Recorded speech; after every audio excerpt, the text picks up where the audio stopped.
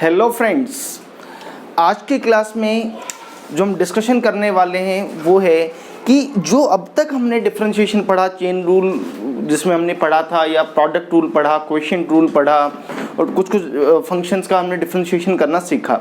अब उसका practically physics में क्या मतलब है या प्रैक्टिकल लाइफ में उसका क्या मतलब होगा, इसके बारे में आज की क्लास में डिस्कशन हम करते हैं। देखिए, तो हेडिंग इज कि भी फिजिकल या फिर ग्राफिकल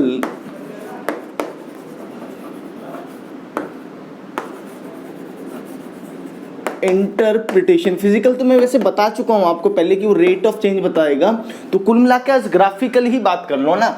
ग्राफिकल इंटरप्रिटेशन ऑफ, और ज्योमेट्रिकल इंटरप्रिटेशन भी बोल सकते हो आप, ऑफ डेरिवेटिव, है ना। ग्राफिकल की बजाय आप इसको ज्योमेट्रिकल भी बोल सकते हो। ज्योमेट्रिकल क्या इंटरप्रिटेशन है, मतलब इसका क्या मतलब होगा प्रैक्टिकली। ज्योमेट्रिकली अगर बात करें, ग्राफिकली अगर बात करें, तो डिफरेंशिएशन हमें क्या बताएगा, इसकी बात करते हैं। जरा देखिए, मान लेते हैं कि हमारे पास बच्चों को एक कर्व है, ये कोई कर्व है, ग्राफ है, मतलब ये y और ये x, ये ग्राफ है। सोचिए कि ये इस तरह का कोई कर्व है हमारे पास, तो आप जरा समझो कि delta y upon delta x की अगर मैं बात करूं, मान लो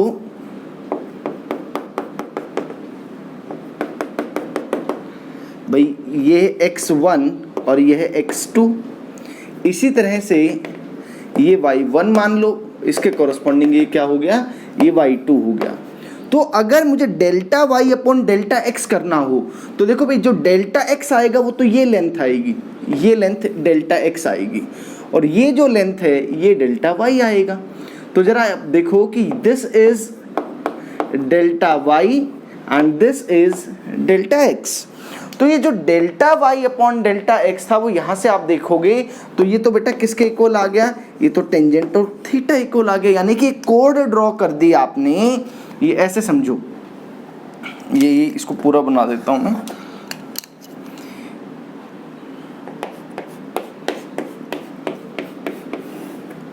ये स्ट्रेट रहेगी, ये थीटा 1 मान लो इसको, यानी कि ये जो delta y upon delta x आया, इसने क्या रिप्रेजेंट किया, इसने जो ये कोड बनी, जो ये क्या बनी, कोड बनी, उसका क्या स्लोप था वो इसने बताया। अब मैं कहता हूं कि भाई अगर मैं ये इंटरवल और छोटा कर दूं, सोचो कि मैं इस पॉइंट को और थोड़ा सा पास ले आऊं, तो और पास लेके आऊंगा तो फिर वो टेंजेंट ऐसा बन जाएगा, सॉरी वो कोड। अगर मैं ऐसा करूं कि जो डेल्टा y है उसको 0 और डेल्टा x दोनों को 0 अप्रोच करवा दूं, यानी कि बहुत छोटा अगर उसको कर दूं, तो बच्चे उस केस में क्या होगा, ये समझो जरा आप कि बहुत छोटा हो गया। बहुत छोटा होने का क्या मतलब हुआ कि भाई ये जो डेल्टा y है ना, सोचो आप इसको बिल्कुल पास लेते हुए आ रहे हो, ये भी बहुत पास लेते हुए आ रहा है। तो जब ये कहानी होगी, जब डेल्टा x और डेल्टा y 0 को अप्रोच करेंगे, in this condition both delta x and delta y coincides। उस केस में क्या कर जाएंगे बेटा, ये दोनों पॉइंट्स कोइंसाइड कर जाएंगे, एक ही पॉइंट पर आ जाएंगे। जब ये एक पॉइंट पर आ गए, मान लिया कि वो यहां पर आ गए भी, जब वो इस पॉइंट पर आ गए, तो यहाँ पे वो delta y by delta x क्या रिप्रेजेंट कर रहा होगा, ये चीज रिप्रेजेंट कर रहा होगा, ये थीटा। तो अब आप देखो कि इस पॉइंट पर ये जो बना, इसको आप क्या कहते हो, टेंजेंट कहते हो। ये क्या रिप्रेजेंट कर रहा है बेटा, दिस रिप्रेजेंट्स ए टेंजेंट। तो कुल मिला के ये जो delta y by delta x जो अब क्या बन चुका है, जो कि dy बाई dx बन चुका है, dy बाई dx जो बन गया, ये dy बाई dx क्या रिप्रेजेंट कर रहा है, ग्राफिकली अगर बात करूं तो it represents slope of the tangent, slope of the tangent आप बोल सकते हो, या फिर बच्चे इसको आप क्या बोल सकते हो, और slope of graph, slope of graph. ये बात मुझे ध्यान रखनी है कि यानी ये बात समझ में आ गई। अब जरा सोचो नहीं कि हर बार बेटा मैं इसको कम करता आऊँगा फिर कम करता आऊँगा, तो ये जैसे जैसे कम लेता आऊँगा तो अल्टीमेटली पॉइंट यहाँ आ जाएगा, और यहाँ पे जब आप वो कोड ड्रॉ करोगे दैट कोड बिकम्स टेंजेंट, वह टेंजेंट बन जाएगा। तो क्या बात मुझे समझ में आ रही है कि सर जो dy बाई डी एक्स जो है, dy बाई डी एक्स क्या रिप्रेजेंट करेगा, dy by D x represent करेगा क्या, स्लोप ऑफ द टेंजेंट। क्या रिप्रेजेंट करेगा, स्लोप ऑफ द टेंजेंट या स्लोप ऑफ द ग्राफ, यह बात रिप्रेजेंट करेगा। आप इसको tan थीटा के इक्वल भी लिख सकते हो बच्चों, आप इसको tan थीटा के इक्वल भी लिख सकते हो। नोट करो बेटा जल्दी से, फिर इस पे और बातें बताता हूं। यानी कि मुझे अब तक क्या बात समझ में आ गई है कि सर इसका ग्राफिकल जो मतलब है, ज्योमेट्रिकल जो मतलब है, वो ये मतलब है कि जो dy बाई डी एक्स है वो y एक्स ग्राफ का क्या बताएगा, वो स्लोप बताएगा, वो y एक्स ग्राफ का क्या बताएगा, स्लोप बता रहा होगा। नोट करो बेटा जल्दी से, स्क्रीन पॉज करके नोट कर लो जल्दी से।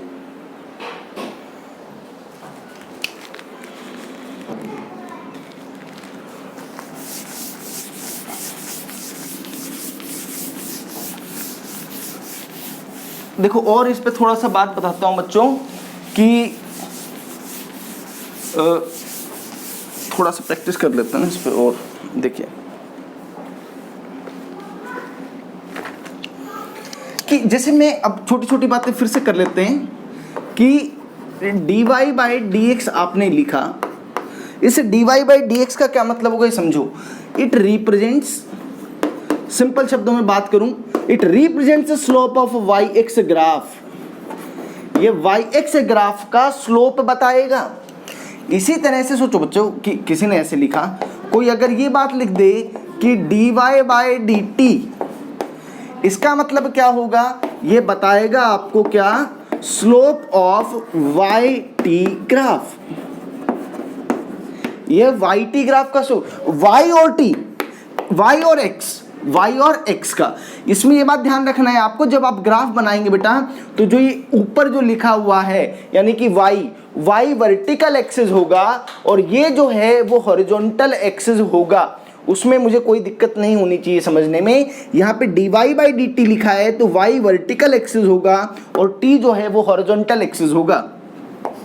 सोचो इसी तरह से कोई अगर क्या लिख दे भाई, मान लो कि dy बाई डी एक्स तो मैंने लिख दिया है, मान लो कोई क्या लिख दे, लेट अस से dv by D T.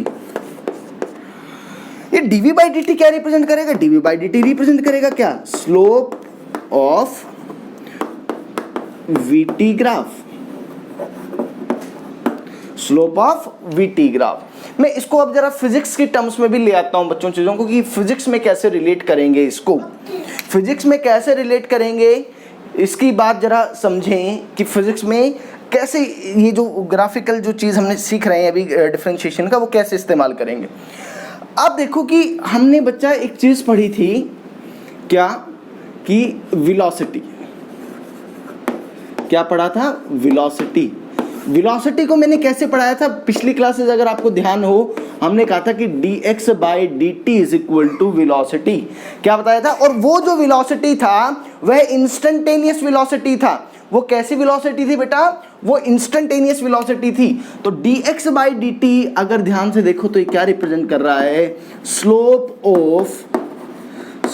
Of xt graph, slope of xt graph. इसका मतलब ये समझ में आ जानी चाहिए कि भैया जो xt ग्राफ का जो स्लोप है वो क्या रिप्रेजेंट करेगा, वह वेलोसिटी रिप्रेजेंट करेगा। इसी तरीके से बच्चों अगर मैं बात करूं एक्सेलरेशन की, ये बात भी आप लोगों ने पढ़ी हुई है, ये भी मैंने आपको जो फिजिक्स का जो एप्लीकेशन, फिजिक्स में जो एप्लीकेशन थी उसमें समझाया था। एक्सेलरेशन को भी हमने कैसे लिखा था कि a is equal to rate of change of velocity dv by D T, ऐसे पढ़ाया था। तो इसका मतलब क्या हो गया कि जो स्लोप ऑफ vt ग्राफ है, slope of vt graph, slope of vt graph आपको कौन बताएगा, वो आपको एक्सेलरेशन बता रहा होगा। ये बात मुझे समझ में आ जानी चाहिए। नोट करो, फिर इसमें एक और छोटे मोटे एग्जांपल करता हूँ बेटा, इसको जल्दी से नोट कर लो। ठीक है। तो एक बात तो बेटा सभी लोग लिखो जरा, सभी लोग लिख लो, नोट करो कि डिफरेंशिएशन किसी भी ग्राफ का स्लोप बताएगा, किसी भी ग्राफ का स्लोप बताएगा, या ऐसा कह सकते हैं कि वह टेंजेंट का स्लोप बताएगा, या वह टेंजेंट का स्लोप बताएगा, ये बात हम कह सकते हैं, ठीक है। तो इसका फिजिक्स में बेटा दो मतलब मैंने देख लिया कि वो क्या बता रहा है मुझे, वेलोसिटी के लिए क्या होगा कि एक्स-टी ग्राफ जो है उसका जो स्लोप जो होगा वो वेलोसिटी रिप्रेजेंट करेगा, और वेलोसिटी टाइम ग्राफ का जो स्लोप है वो एक्सेलरेशन रिप्रेजेंट कर रहा होगा। अब मैं इस पर एक क्वेश्चन कर देता हूं जल्दी से, देखो एक जल्दी से एक एग्जांपल अगर हम देख लें, देखो कह रहे कि metallic disc, a metallic disc is being heated,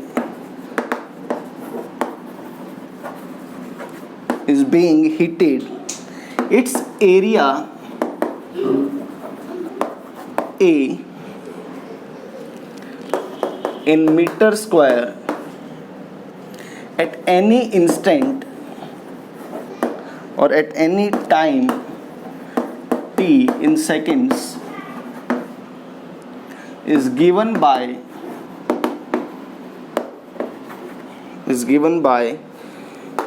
A is equal to 5t square plus 4t plus 8.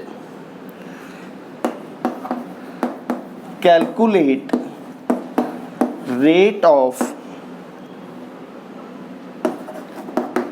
increase in area at t equal to 3 second. ये चीज़ हमसे क्वेश्चन में पूछी गई है बच्चों। आपको एरिया पता है, रेट ऑफ चेंज तो मुझे डेरिवेटिव बताएगा, डिफरेंशिएशन बताएगा। इसका सॉल्यूशन अगर मैं लिखूं तो a is equal to 5t square plus 4t plus 8, rate of change will be equal to dA by dt। तो dA बाई dt करूंगा तो देखो क्या करूंगा, ये डेरिवेटिव सबको आता है, ये कितना बन गया मतलब 2 से मल्टीप्लाई 10t प्लस 4। हमसे जो पूछा गया है वो कब पूछा गया है, एट t इक्वल टू 3। तो लिख दो जरा, at t equal to 3 dA by dt will be equal to 10 into 3 plus 4 which will be equal to 34। अगर मैं यूनिट्स की बात करूं बेटा तो यूनिट्स क्या हो जाएगा, मीटर स्क्वायर पर सेकेंड, मीटर स्क्वायर पर सेकेंड। ये इस क्वेश्चन का सॉल्यूशन हो गया, ठीक है। नोट करो जल्दी से।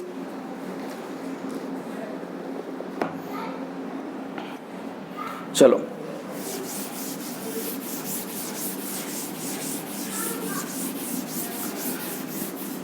देखो बच्चे, एक क्वेश्चन और जरा मैं करूं कि लेट अस से कि हमारे पास एक ग्राफ है y is equal to X square, ये ग्राफ है हमारे पास। आपसे कहा है find slope of tangent at x equal to 0 and x equal to 2। इन दो पॉइंट्स पर या तो वो ऐसा बोल सकता है बच्चे, find the slope of the graph at x equal to 0 at x equal to 2, या वो टेंजेंट का स्लोप पूछ सकता है। तो देखो किस तरीके से करेंगे इस तरह के क्वेश्चंस को। तो मुझे ये बात पता है कि जो स्लोप है मुझे, वह स्लोप तो कौन बताएगा, वो y और x के बीच का ग्राफ है तो dy बाई dx बताएगा। dy बाई dx में जानता हूँ, इसका डेरिवेटिव लोगे तो बच्चे क्या आ गया, 2x आ गया। At x equal to 0, x equal to 0 जब यहाँ पुट करोगे तो dy बाई dx जो है that comes out to be equal to 0। इसका मतलब क्या हो गया कि जो स्लोप है दैट इज इक्वल टू 0। आपसे कोई ये भी पूछ सकता है कि ये जो टेंजेंट जो है ना बच्चे, वो टेंजेंट कितना एंगल बनाएगा एक्स एक्सिस के साथ या हॉरिजॉन्टल एक्सिस के साथ। तो ये बात आप जानते हो कि स्लोप किसके इक्वल होता है, टेंजेंट ऑफ थीटा के इक्वल होता है। तो यहाँ से मुझे समझ में आ गया कि थीटा की वैल्यू 0 डिग्री होगी, और थीटा की वैल्यू 0 डिग्री होने का मतलब ये है कि वो जो टेंजेंट आपने वहाँ पर बनाया है वो हॉरिजॉन्टल एक्सिस के या एक्स एक्सिस के पैरेलल होगा। ये पहले बताया था हमने, है ना। अच्छा, एक और एट x इक्वल टू 2 भी पूछा है भाई।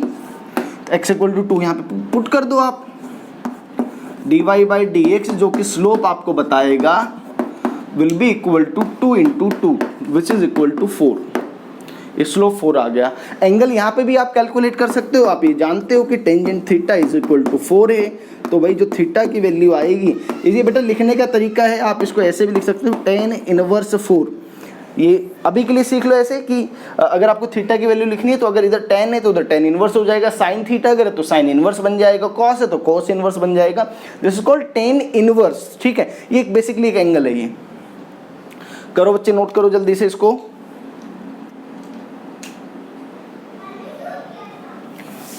और देखो जरा और क्वेश्चन कर लेते हैं।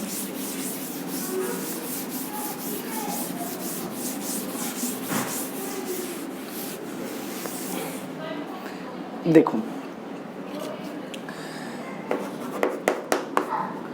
मान लो कि एक एक्सटी ग्राफ है हमारे पास, एक्सटी ग्राफ।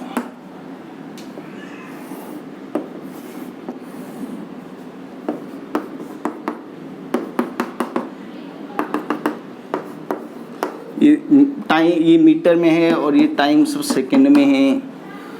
ये मान लो 2 है, ये मान लो 7 है और ये 10 है। आपसे पूछा है find velocity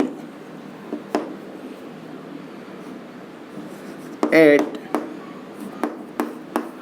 t equal to 1, second part t equal to 5 and third part t equal to 8 seconds. ये क्वेश्चन हमसे पूछा गया है। मैं ये बात जानता हूं कि एक्सटी ग्राफ का जो स्लोप है वह एक्सटी ग्राफ का स्लोप क्या रिप्रेजेंट करेगा, वो तो वेलोसिटी रिप्रेजेंट करेगा। तो वेलोसिटी मुझे कैलकुलेट करनी है तो मुझे स्लोप कैलकुलेट करना पड़ेगा। तो 1 सेकंड तो यहाँ कहीं आएगा। आप देखोगे कि 0 से 2 सेकंड के बीच में एक स्ट्रेट लाइन बन रही है और स्ट्रेट लाइन का स्लोप थ्रू आउट सेम रहेगा, यानी कि 0 से 1 सेकंड के बीच में थ्रू आउट वेलोसिटी क्या रहेगी, वो कांस्टेंट रहेगी बेटा। किसी भी इंस्टेंट पर आप देख लो। तो इस इंटरवल में मैं यहीं पे लिख देता हूं बच्चे, जो स्लोप आएगा, स्लोप आप जानते हो, ये एंगल मान लो, टेंजेंट थीटा वो लिखा जाएगा, टेंजेंट थीटा 1 लिख लो, परपेंडिकुलर अपॉन बेस। तो भाई यहाँ पे जो स्लोप आया, यानी कि 0 से t की वैल्यू 2 सेकंड के बीच में जो स्लोप आएगा, यानी मैं सीधा वेलोसिटी ही लिख देता हूँ बच्चे, वो क्या आएगा, tangent theta perpendicular upon base. Perpendicular is 10 and this is 2 which will be equal to 5 metre पर सेकेंड। तो t इक्वल टू 1 सेकेंड पर जो वेलोसिटी होगी वो कितनी हो जाएगी, वो 5 मीटर पर सेकेंड हो जाएगी। अब आप देखो कि जब टाइम की वैल्यू 2 से 5 सेकेंड के बीच में रहेगी, उस टाइम पे ये जो ग्राफ जो बन रहा है वो हॉरिजॉन्टल एक्सिस के पैरेलल है, यानी कि उस टाइम पे जो स्लोप आएगा, वो स्लोप दिख रहा है, वो पैरेलल टू एक्स एक्सिस, तो स्लोप विल बी 0। स्लोप अगर 0 है तो बच्चों वेलोसिटी भी किसके इक्वल हो जाएगी, इस इंटरवल में वह 0 के इक्वल बन जाएगी। और अब जो लास्ट पार्ट है बेटा वो 7 से 10 सेकंड के बीच का है, 7 से 10 सेकंड के बीच का स्लोप, यानी कि वेलोसिटी की बात करो चाहे स्लोप की। अब आप देखो पहली बात तो कि यहाँ पर जो स्लोप आएगा, ये हम पहले बात कर चुके हैं, ये ऑब्ट्यूस एंगल है। ऑब्ट्यूस एंगल बच्चे अगर बनेगा तो जो स्लोप आएगा वो नेगेटिव आएगा, तो पहले तो एक ही नेगेटिव साइन लगा दो। अब जरा स्लोप कैलकुलेट कर रही है एंगल मानते हुए, perpendicular that is 10 and base is 3, तो वेलोसिटी इज -10/3 मीटर पर सेकेंड। समझ में आया? तो इस तरीके से देखो हमने क्या कैलकुलेट कर लिया कि जो एक्स-टी ग्राफ जो मुझे दे रखा था, पोजीशन टाइम ग्राफ जो मुझे दे रखा था, उसकी मदद से मैंने डिफरेंट इंटरवल्स में वेलोसिटी कैलकुलेट कर ली। ये नोट करो, फिर एक और क्वेश्चन करते हैं छोटा सा।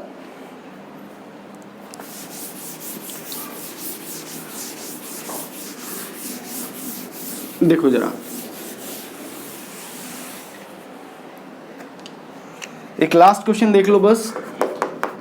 ये मान लो कि इस बार आपको ये वेलोसिटी टाइम ग्राफ दिया हुआ, वेलोसिटी और टाइम ग्राफ, और ये ऐसा दे रखा है, चलो इस तरीके से।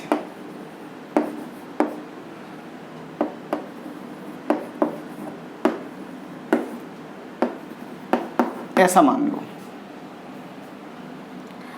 आपको बताना है कि वेदर एक्सेलरेशन, बेटा वेलोसिटी टाइम ग्राफ है, whether acceleration is positive, negative और जीरो एट कब, ए, बी, सी और डी। इन पॉइंट्स पर जो एक्सेलरेशन है वो पॉजिटिव है कि नेगेटिव है, ये बातें आपको बतानी है। तो भाई मुझे ये बात पता है ना कि भाई वीटी ग्राफ का जो स्लोप है, वीटी ग्राफ का जो स्लोप है वो क्या बताएगा, वो एक्सेलरेशन बताएगा। तो यानी कि मुझे सिर्फ स्लोप से मतलब है। आप जरा देखिए कि सी पॉइंट पर, सबसे पहले सी पॉइंट पर बात करो। टेंजेंट जब आप ड्रॉ करोगे, ये टेंजेंट आपने ड्रॉ किया, तो भाई ये जो टेंजेंट है ये टाइम एक्सिस के पैरेलल है, टाइम एक्सिस के पैरेलल है, तो यहाँ पे इसका जो स्लोप है वो स्लोप जीरो आएगा।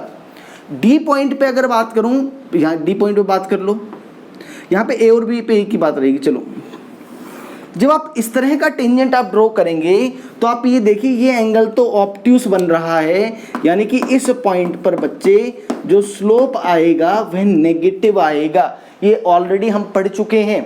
अब मैं चाहे ए पॉइंट पे बात करूं चाहे बी पॉइंट पे, दोनों पे मान लो कि एक पॉइंट ऐसे मान लो, ऐसे बना दिया आपने, तो ये एंगल तो एक्यूट है और यह एंगल एक्यूट है, तो इसका स्लोप तो आएगा पॉजिटिव। तो इसका क्या मतलब हुआ कि भाई ए पॉइंट पर जो एक्सेलरेशन आएगी वह आएगी पॉजिटिव, बी पॉइंट पे बात करूं तो वह भी पॉजिटिव, सी पॉइंट पर रहेगा जीरो, और डी पॉइंट पे अगर मैं बात करूं तो स्लोप नेगेटिव है, तो एक्सेलरेशन भी क्या रहेगी, वह नेगेटिव रहेगी। तो इस तरह से हमने आज की क्लास में क्या पढ़ लिया कि ज्योमेट्रिकल या ग्राफिकल इंटरप्रिटेशन ऑफ डिफरेंशिएशन। ठीक है बच्चों, अगली क्लास में इससे कुछ और आगे बढ़ेंगे। तब तक आप ये जो भी हमने पढ़ा है इसको अच्छे से पढ़ लीजिए, जो 2-3 क्वेश्चंस करवाएं इसकी अच्छे से प्रैक्टिस कर लीजिए। Thank you.